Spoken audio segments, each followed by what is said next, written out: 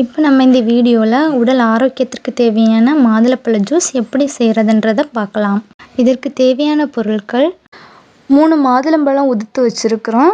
அதுக்கப்புறம் கொஞ்சமாக try grapes எடுத்து அதை தண்ணியில் ஊற வச்சுக்கணும்.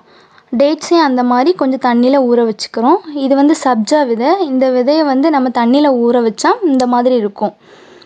இது உடம்புக்கு ரொம்ப குளிர்ச்சியை தரும். அப்புறம் ஒரு பவுலில் 1 கப் அளவு தேங்காய் பால் எடுத்து யூஸ் பண்ணிக்கலாம். அப்புறம் கேரட் எடுத்துக்கிறோம்.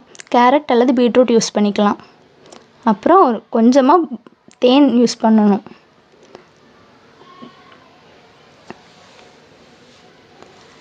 அப்புறம் மிக்ஸி ஜாரில் நம்ம மாதுளம்பழத்தை அடிக்கிறதுக்கு போட்டுடலாம்.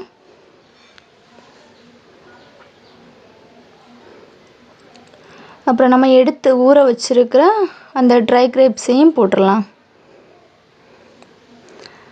அப்புறம் டேட்ஸையும் போட்டுடலாம். அப்புறம் கட் பண்ணி வச்சுருக்க கேரட், இந்த 4ஐயும் போட்டு நம்ம மிக்சியில் நல்லா அடிச்சுக்கலாம்.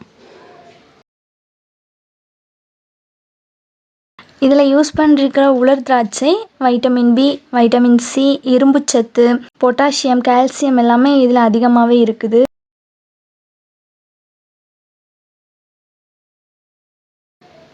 நல்லா அரைச்சிக்கோங்க. கிளறி விட்டு மறுபடியும் அரைச்சிக்கோங்க. அப்புறம் இதில் இருக்கிற டேட்ஸ் நோய் எதிர்ப்பு சக்தியை அதிகரிக்கும். இதில் ஆன்டி ஆக்சிடென்ட்ஸ்லாம் இருக்குது. அப்புறம் குழந்தைகளுக்கான மூளை வளர்ச்சியெல்லாம் இதை அதிகப்படுத்தும். ஹீமோக்ளோபின் அளவை அதிகப்படுத்தும். அதனால் நம்ம இது டேட்ஸ்லாம் அடிக்கடி யூஸ் பண்ணலாம். அப்புறம் சப்ஜா விதையில் அது உடம்புக்கு நல்லா புத்துணர்ச்சியாக இருக்கும், கூலிங்காக இருக்கும். ஹீட் பாடி உள்ளவங்க சப்ஜா விதையெல்லாம் அதிகமாக யூஸ் பண்ணாங்களா உடம்புக்கு கொஞ்சம் கூலிங் கொடுக்குறோம். இது எல்லா சூப்பர் மார்க்கெட்லேயும் கிடைக்கும். கேரட்டில் விட்டமின் ஏ அதிகமாக இருக்குது. இது கண்ணுக்கு ரொம்பவே நல்லது.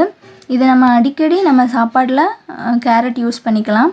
அப்புறம் நம்ம இதில் எடுத்திருக்க தேங்காய் பால் குடல் புண், அதாவது வயிற்று புண்ணுக்கெல்லாம் நல்லது, ரொம்பவே நல்லது. இதை யூஸ் பண்ணிங்கன்னா வயிற்று புண்ணெல்லாம் அதிகமாக வராது.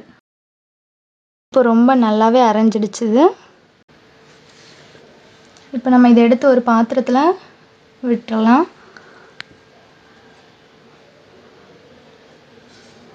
அதுக்கப்புறம் நம்ம எடுத்து வச்சுருக்க தேங்காய் பாலை இதில் ஆட் பண்ணிடலாம்.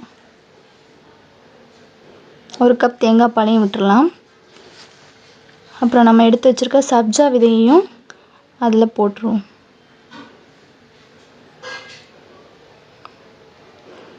அதை ஊற வைக்கணும்னு வேண்டாம். அதை ஒரு தண்ணியில் கழுகி அந்த மாதிரி பவுலில் வச்சிட்டிங்கனாலே போதும். அது பவுல்ஸ் மாதிரி ஆயிரும்.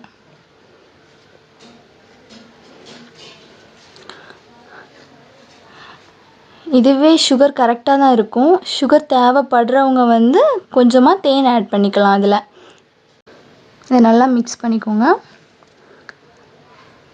இந்த ஜூஸில் சேர்த்துருக்க இன்க்ரீடியன்ட்ஸ் எல்லாமே நம்ம பிளட்டை ப்யூரிஃபை பண்ணி சுத்தமாக வச்சுருக்கிறதுக்கும் ஹீமோக்ளோபின் அளவை அதிகரிக்கிறதுக்கும் ரொம்பவே யூஸ்ஃபுல்லாக இருக்கும்.